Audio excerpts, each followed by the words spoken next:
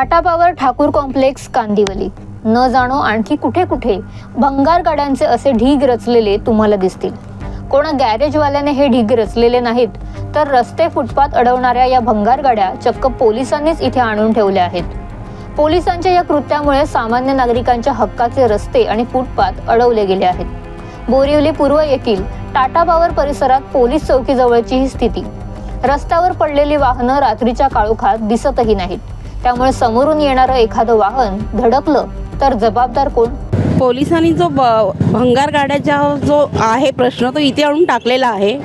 आधी जो त्या रोडला होता तो तिकडनं रोड खाली करून ह्या रोडला टाकला आहे। ह्या रोडला ही तशीच गती आहे, भंगार गाड्या टाकलेल्या आहेत, तुम्ही बघू शकता भंगार गाड्या। आणि ह्या साईडला कसं आहे, लाईट पण नाही आहे।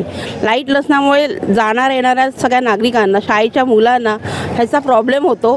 अंधार असल्यामुळे काही दिसतही नाही आहे। तिकडून त्या साईडने गाडी स्पीडला आली तर ॲक्सिडेंट होण्याची शक्यता आहे। मुंबईत रस्ते कमी आणि गाड्या अधिक अशी स्थिती झाल्याने बहुतांशी गाड्या नो पार्किंगमध्ये उभ्या असतात। त्या मुंबई वाहतूक पोलीस उचलतात। काही ठिकाणी बेवारस पडून असलेल्या गाड्याही पोलीस ताब्यात घेतात।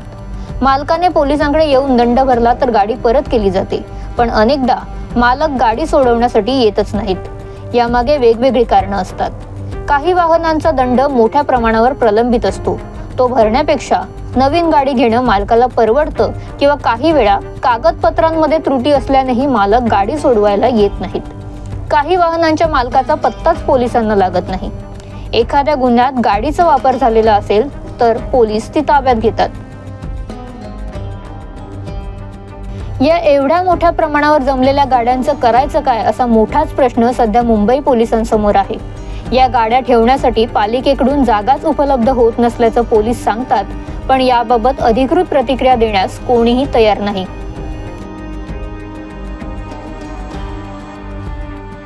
ठाकूर कॉम्प्लेक्स जवळ असणाऱ्या दहिसर वाहतूक पोलीस चौकीच्या मागे अशा प्रकारे वाहने कोंबून ठेवण्यात आली आहेत।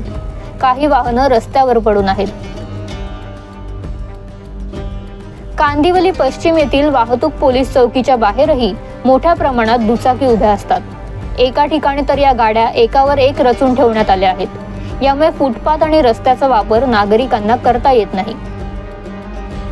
मुंबईभरात कुठेही बऱ्याच दिवसापासून पडून राहिलेल्या गाड्यांची रांग किंवा ढीग दिसले तर ते मुंबई पोलिसांनीच ठेवले आहेत असं समजायला हरकत नाही। नमिता धुरी, लोकमत, मुंबई।